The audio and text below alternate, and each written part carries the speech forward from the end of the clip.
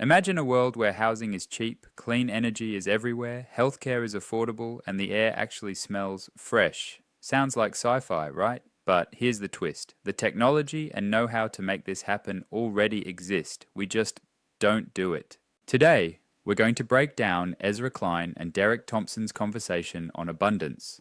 The idea that society could be richer, healthier, and fairer if we stopped holding ourselves back.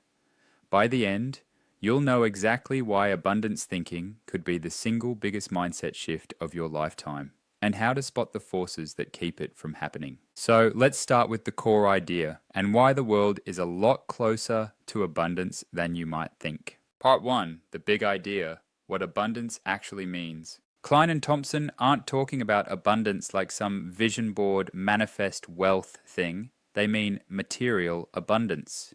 A society where we produce so much of what people need, energy, housing, healthcare, infrastructure, that scarcity stops driving the rules. Think housing, zoning laws and red tape mean we could build more, but don't. Energy, we have solar, wind, nuclear, and storage tech ready to go, but approval processes drag for decades. Medicine, mRNA vaccines proved we can move fast when we really want to. Abundance is basically stop pretending limits are technical when they're really political and cultural. Part 2, why we don't have it yet. If you've ever tried to get a home renovation approved and thought, this is ridiculous, multiply that feeling by 1,000,000.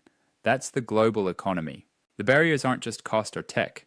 They're NIMBYism, not in my backyard attitudes that block housing, transit, wind farms. Permitting hell. Projects take years of environmental review before a single brick is laid. Status quo bias. People fear change more than they fear decline. Thompson calls this abundance sabotage. We say we want progress, but when it knocks, we ask it to fill out a form, get 3 signatures, and come back in 5 years. Part 3, the cost of scarcity thinking. Scarcity doesn't just make things expensive, it reshapes how we think. When housing is scarce, we fight over who deserves to live where. When energy is scarce, we ration and fight over climate policy instead of scaling solutions. When healthcare is scarce, we argue about who qualifies instead of asking why we don't just make more of it available. Scarcity breeds division, abundance breeds optimism. That's the mental flip Klein and Thompson are pushing for. Stop managing decline, start building growth. Part 4, what an abundant world looks like. Picture this. New apartments going up so fast that rent actually drops.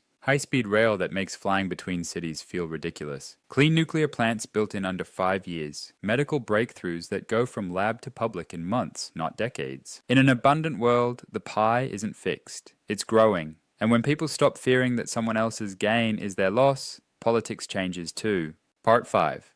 How to think and act for abundance. Klein and Thompson's takeaway isn't dream big, it's build big. Here's the mindset shift. Default to yes on building. More homes, more clean energy, more transit. Shorten the drag. Support reforms that cut project approval times. Spot scarcity narratives. When you hear, we can't, ask or we won't. Think long game. Abundance isn't overnight, but it's a choice we can make now. So here's the uncomfortable truth.